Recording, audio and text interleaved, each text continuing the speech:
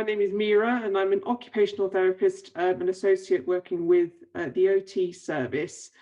Today's webinar will be talking about older people in accessible bathroom design to support independent aging. So just a brief overview. In the webinar, we'll be exploring how design principles impact on the aging well by reducing the risk and maximizing independence. The bathroom often constitutes as one of the most high-risk environments. However, with application of some basic design principles, these risks can be significantly reduced proactively rather than reactively. And the webinar will draw on some evidence-based practice and some legislation as well that will help with your clinical reasoning. So just going through our learning outcomes for today, we'll be developing the awareness of some bathroom design principles for the older people client group, consider the impact of proactive housing interventions, and reflect on how we can apply the legislation and guidance to formulate clinically reasoned recommendations. So general risks. Falls is a massive risk for everyone, but especially for older people. In effect, this can reduce someone's independence. There is a risk of occupational disengagement and also the risk of social isolation. These risks can impact someone greatly on a day-to-day basis. And especially in terms of falls, according to research commissioned by the Age UK, millions of older people were concerned about falls, with 4.3 stating it was the top of their concerns. That's a significant number. And 200,000 falls happen within the bathroom each year that have resulted in hospitalization. However, how many have fallen that have been undocumented, just gotten themselves off the floor? We just don't know. It could be millions. And the falls are the largest documented cause of hospital admissions in people aged over 65. Falls present a serious risk for an individual's health and well-being. And for a lot of people, the falls can be avoidable by assuring a risk assessment's been completed and suitable equipment has been provided. A risk assessment could just include something as basic as removing a rug, talking to the family, making sure that you have some basic interventions in place. And post-fall syndrome. So after someone's had a fall, they've been in hospital or not been in hospital, we don't know. And what can happen afterwards? So for them, they could have a spiraling of fear, anxiety, social isolation, so not wanting to move, not wanting to leave the property, not wanting to leave their chair. Occupational deprivation. So they don't even want to enter the area that they had the fall. And self-destructive cycles, so they can start with, just spiraling, and it can just become so self-destructive for them. So the falls risks in the bathroom. So what risks can we identify that are in the bathroom?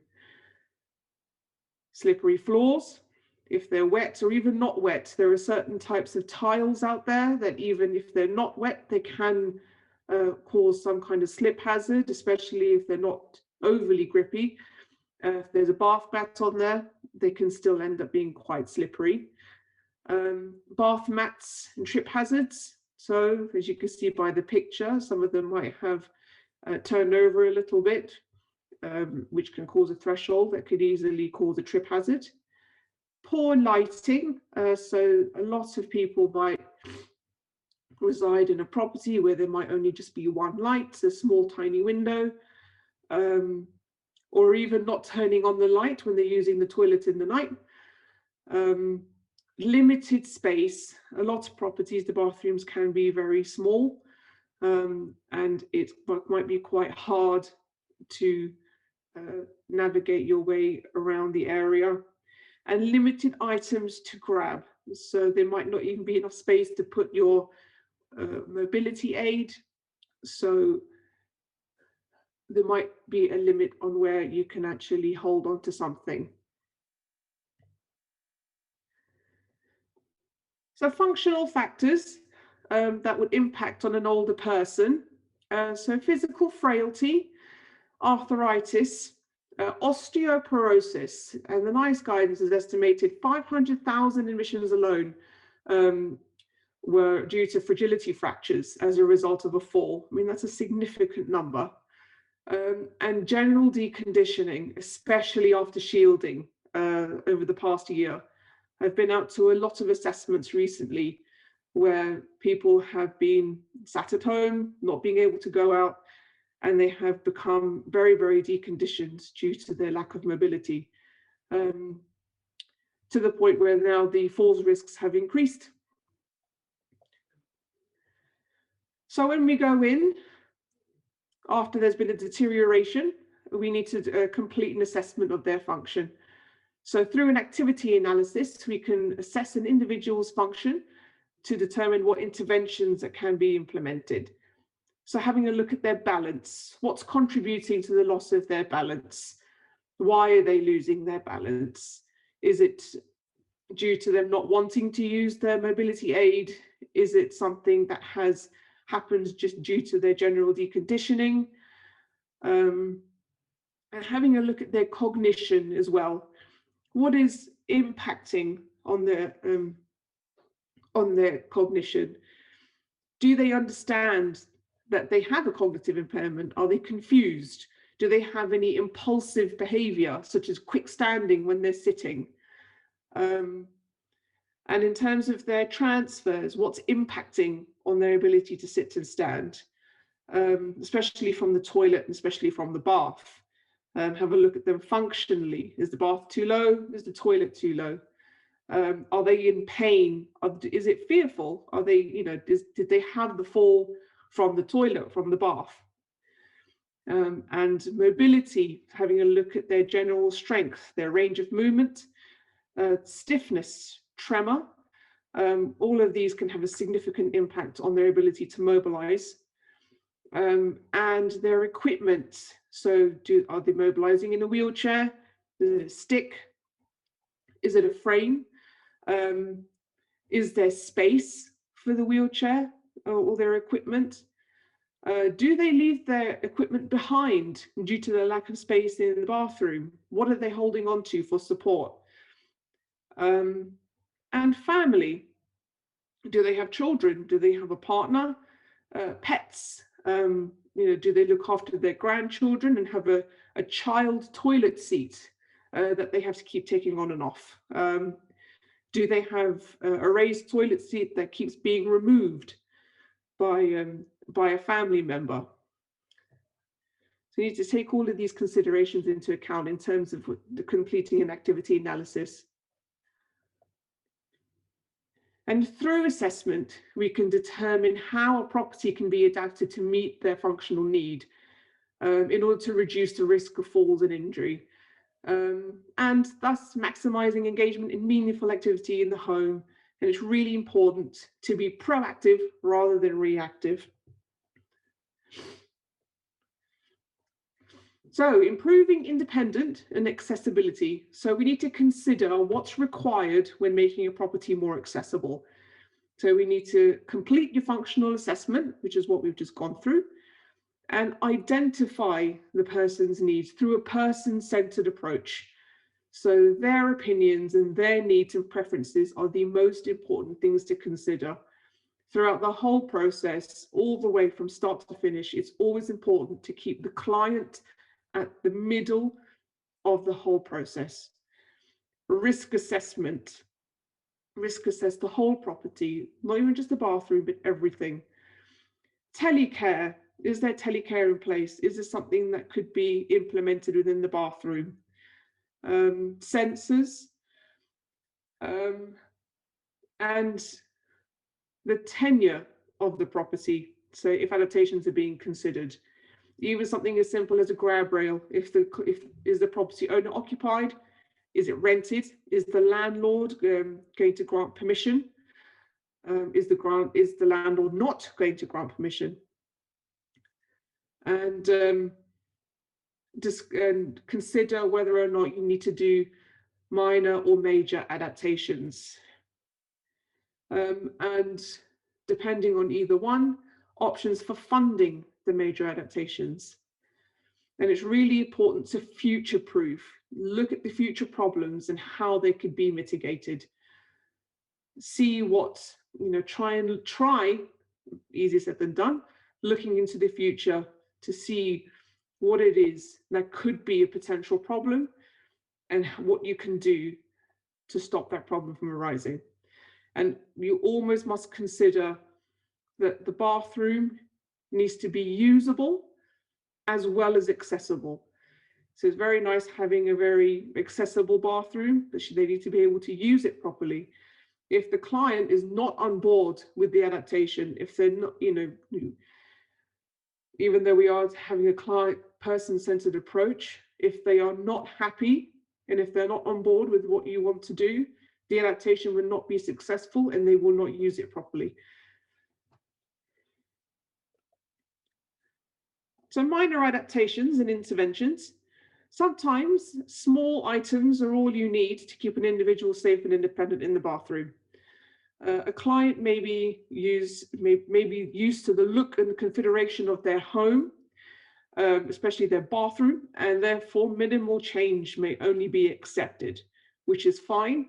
If it's future-proofing, if it means that a risk is being dealt with, then brilliant.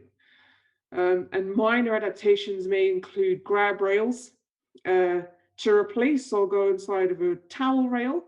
Towel rails are notorious for being held onto and coming off the wall, which will lead to a fall and an injury.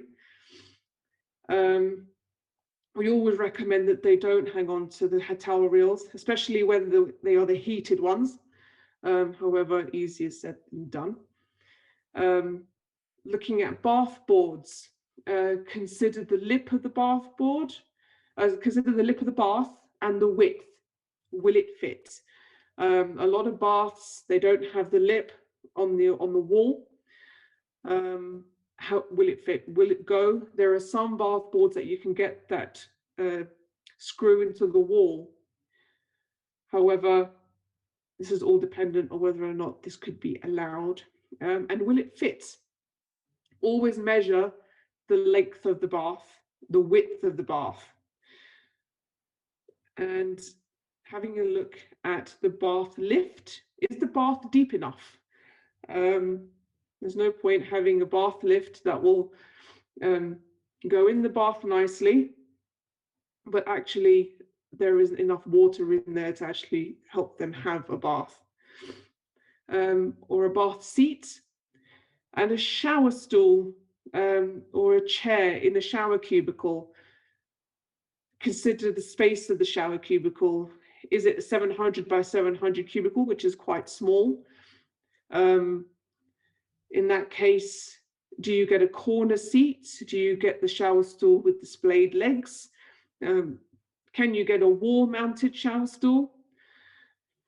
And having a look at raised toilet seats and frames. Is there space around the toilet? Shape of the toilet? Especially square toilets. I have a client at the moment where they have a square toilet which is built into a unit, and the unit is so close to the square toilet, I cannot fit a raised toilet seat because they are round. I can't fit a raised toilet seat with a frame because there's no space around it. I can't fit a grab rail because there is a heated radiator just adjacent to the toilet, so no space for a rail. The only considerations that could have been made was replacing the toilet unit altogether, which is a significant bit of work. So that's it's a problem, and sometimes a major adaptation is the only thing that is necessary. And looking at bath mats as well. So actually in the bath, something is just as simple as having a bath mat in the actual bath will stop the person from slipping. And as I said before, make sure you measure the bath and the shower areas to make sure that the equipment will fit. And if the minor adaptations are not assisting the individual, considerations must be made as to why. Or have the environmental barriers been removed? Both from the client's subjective viewpoint and the professional's objective viewpoint. Sometimes you'll be giving a bath board, but the client might not like the look of it, so they'll claim that it's not working for them. However, sometimes it might just work, and then you have a clash.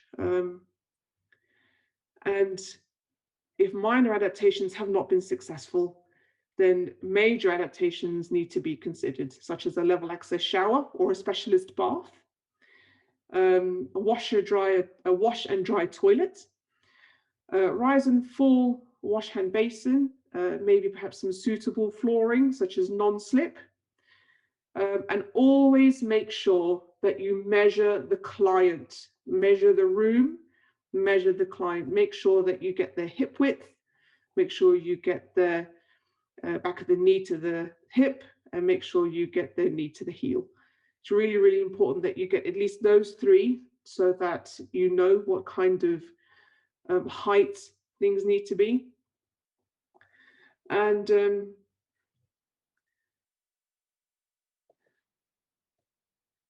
considerations for bathroom design. So always remain person-centered. What you clinically reason may not be subjectively suitable for the individual. And, is bathing meaningful to the client? Is it meaningful occupation? And how can you facilitate it? So can you install a level access shower? Does it need a drop-down seat? Does it need bifolds? Sometimes there's no space to install bifolds. However, they are massively concerned that water will spill all over the floor. So it's important to consider what kind of curtain rails you might need. And space implications for a mobility aid or a wheelchair. Is there enough space around the bathroom in order for them to transfer from one chair to another, in order for them to mobilize the mobility aid 360 degrees, 180, and the type of flooring that might be required. So is it slip resistant? Is it tiled? And consider the transfers on and off the toilet. Does the toilet need to be raised? You can get some lovely raised height toilets that no one will ever know the difference that it has been raised, which can really, really affect someone's self-esteem in order for them to, when using the bathroom. And the space around the toilet, does it need a frame? If it doesn't need a frame now, can a frame be fitted in the future? And also the location of the flush. So if someone is having an issue with one side, it could just be the effect of an injury from experiencing a fall. You can have a centrally located flush. It could be a spatula. It's always something to consider. A lot of the older properties, they don't have central heating in the bathrooms. So it's worth considering how are they going to heat up the bathroom as well. Do you have space to fit in a Dimplex fan heater just so that they can heat up the bathroom before they get in there? Having a look at the lighting in the window area. Is the window impacting on the space for a shower? So you get these lovely 60s properties with windows that span the entire bathroom wall. Where are you going to have space to fit a level access shower?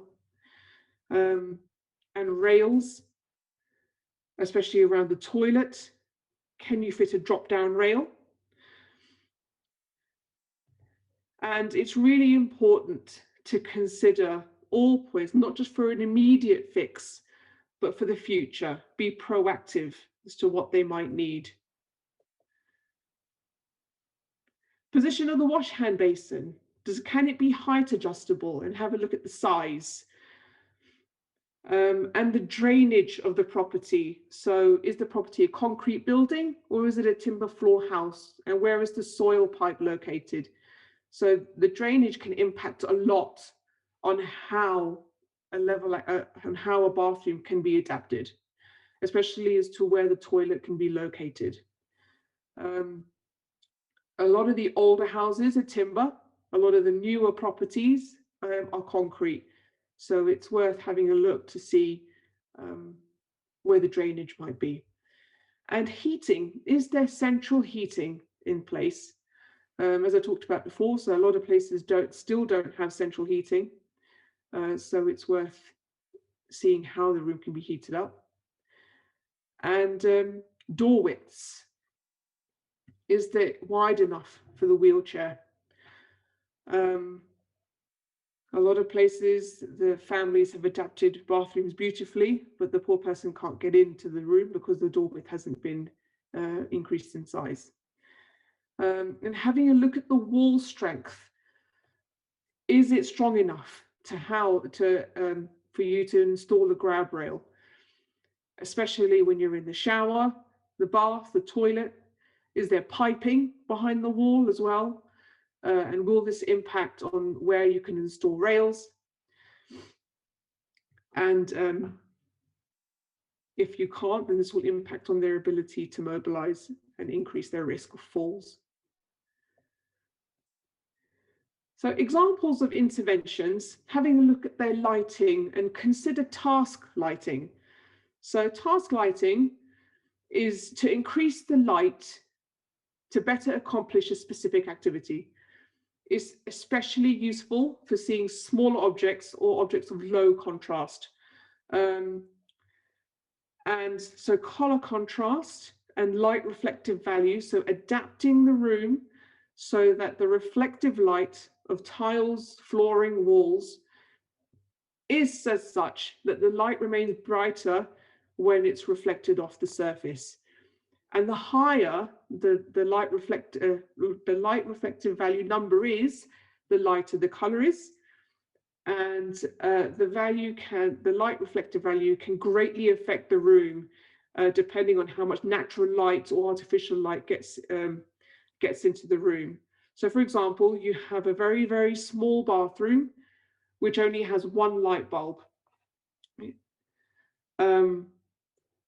It's good to choose a paint or a tile with a high light reflective value, as then this will ensure better vision for the person, and so that they can actually see now, and actually it will make sure that they will see what's happening now and then also in the future as well. And so that level of light will not deteriorate. And if anything, you can always make things so that the light can increase, such as putting lights behind mirrors, and so on and so forth. And underfloor heating or skirting board radiators. And if you do have underfloor heating, keep a map of the layout in case of future adaptations, or if anything happens with the underfloor heating, at least we know then how to fix it. So considerations for bathroom design. On the left there, you have your typical lovely, extremely wide and large level access shower with the drop-down rail and the toilet. You've got a drop-down rail beside the toilet and beside the drop-down shower chair. Over here, you can see that there's no bifolds. However, you can always install them in the future, or you can get a portable one. It all depends on the preference of the person. And also, will it help the carers in the future? Walk-in baths. Everyone, I'm sure, has had a client come up to them and said, I have, and immediately I tell them to put the catalogue down. The walk-in baths, they are good for some people. They are not good for a lot of people. And they are a risk. They have a high step, which for some people may need an additional secondary bath step, which can add to the risk factor. Waiting for the bath to fill up, waiting for it to be emptied, increased of getting cold. When you're cold, you stiffen up. So when you're trying to exit the bath, you're not mobilizing the way that you should be. So therefore you're at risk of falls. So tell them to put the catalogue away.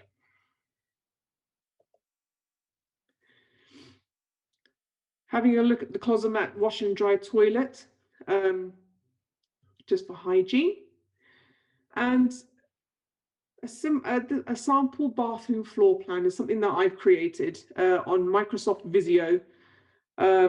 It's very simple, and it just aids any surveyors so that they can just get a plan as to what you might have in mind. Make sure you always measure the room width and length. It's really important that you get those measurements in place so that they know what sizes that you're talking about. And this is a general layout. However, layout could change dependent on drainage, or if any further deterioration happens with the client. So legislation, talking about the Disabled Facilities Grant. So the Disabled Facilities Grant, there's a lot written there, but basically it's to make the dwelling safe, providing a room where there are washing facilities, and providing access to current facilities, or ensuring that new facilities can be improved or made new. And the adaptations to facilitate access around the home can allow the disabled person to do things such as prepare and cook and access the washing facilities. The DFG will only fund central heating for the rooms that are used by the individual only. So the DFG can help with installing central heating, but not throughout the whole house. And the payment of the DFG should take place no more than 12 months after the application is made. So that's still a fairly long time. And the rules for the DFG is that the alterations to the home need to be reasonable and practicable, as well as necessary and appropriate. And any individual, regardless of their tenure, is entitled to apply for a DFG. It doesn't matter if you're rented, doesn't matter if you're an owner-occupier, anyone is allowed to apply for a DFG. So policy, we've got the approved DOCM document, and this document is readily available on the government website. There's a reference to it at the end. Building regulations have established standards that must be achieved in the construction of new buildings. A series of approved documents that typically set out what be acceptable for compliance.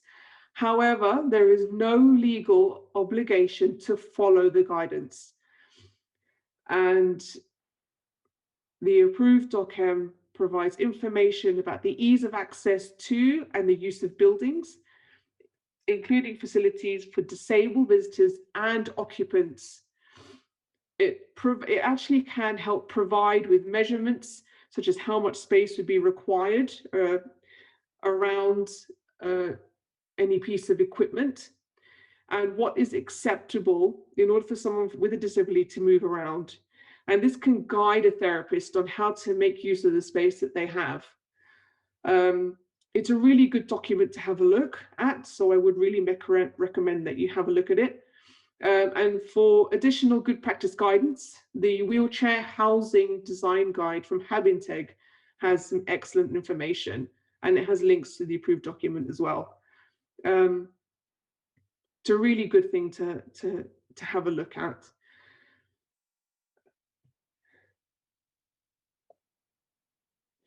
And so clinical reasoning is an essential part of our practice, focuses on the assessment of the need, planning and communication of the intervention, and therefore evaluate the impact of this on the client.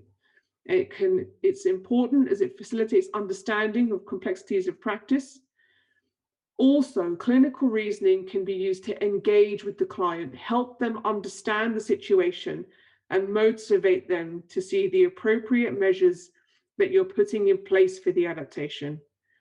Such as explaining to the client why you need to rearrange the setup of their bathroom to aid accessibility, or explaining to them why they can't have a walk-in bath. You can use the DocChem policy to aid with your clinical reasoning as well, such as ensuring that the toilet is 450 millimeters away from the wall, if this is possible. So you can really use your reasoning to aid and guide the individual. And also your DFG reasoning is determined by what is necessary and appropriate. However, from an occupational therapy perspective, we also need to consider, as well as keeping in mind the individual's needs, wants, and expectations linked to their goals. So just a couple of examples. A client requires a raised height toilet with a wash and dry function due to their deteriorating condition. It's unlikely they will be able to tend to their toilet hygiene effectively, as it increases their risk of implementing a care package, which is detrimental to their individual well-being. This is something that is funded by the DFG. If there is a risk of implementing a care package, this will impact on the person's ability to, just to be able to care for themselves, and it will decrease their independence, and it will affect them mentally. Additionally, I have someone at the moment who's a client who's living alone, and he is mainly wheelchair bound due to spinal degeneration, but he is incredibly independent, and he can mobilize just a couple of steps. So he can keep his wheelchair outside of the bathroom and mobilize 2 or 3 steps into the bathroom. He wants to retain his independence in the bathroom, but he cannot transfer independently. So he has an aerolet toilet lift, which means it will lift him on and off the toilet, as well as have a wash and dry function. So this means he is independent with his toilet transfers. He has a reduced package of care because he's able to tend to this task independently, therefore increasing his quality of life. At one point, he was unable to use the aerolet toilet lift, and that means that he had to increase his package of care. But since having the toilet lift back, he has been able to decrease it, and he's incredibly happy about it. And additionally, a client seeking advice with future-proofing a property during a refurbishment. So there's one lady I had, she had recently moved property, elderly lady, and all she wanted was some advice on how to future-proof her property to make sure that any risks were mitigated and she was able to retain her independence. So for example, she has a small washroom facility downstairs. I recommended that instead of installing a level access shower, she can have it ready plumbed, so that in the future, if she did want it converted, the plumbing was already in place. So this was something that she thought was quite valuable. And additionally, we talked about washer dryer toilets and removing her shower area for a level access shower, which she was quite happy with as long as the design met her standards. In reality, is it always possible to follow the guidance? Of course not. There can be lengthy delays when applying for a DFG, often due to the waiting list to see an OT in the first place, and the processes involved post-assessment. The waiting time for a decision of a DFG can be 6 months. Due to this, individuals may progress with works on their own without consulting an OT, and some areas may not be considered, such as space around the toilet, door widths, or they might install a walk-in bath. Additionally, the DFG is means tested, so for some, if not most individuals, may not be eligible to receive financial assistance for the adaptation. And the guidance is in place to aid with accessibility. However, some properties may be too small to be adapted according to their health needs. Can they access the bathroom with their wheelchair? The bathroom itself might be big enough, but it may not be possible to widen the doorway to 900 as suggested by the approved documents, as it might be situated right on top of the stairway, and the door frame is as maximum as you can go, which is the maximum is 740. Additionally, the DFG waiting list might be so long and it cannot facilitate someone who has been in hospital to go back home. In that case, they might be at risk of having to go into a care home whilst the property is being adapted, which is also detrimental to their well-being. It may also lead to further deterioration. Unfortunately, if adaptations cannot be considered, they may need to be rehoused. And unfortunately, some people may pass away before the DFG is approved. So finally, the bathroom is more than just a place to carry out functional activities. It's a place where people can manage their pain, have a moment of quiet, tend to their well-being, relax, run away from the family, which is something that I do on a regular basis, and have a place for sanctuary. So it's more than just having somewhere to wash. It's a meaningful place for someone, you know, to holistically carry out their activities. And just a couple of references there that I've put there, just for housing grants, the approved DocM and the wheelchair housing guide and the falls in later life.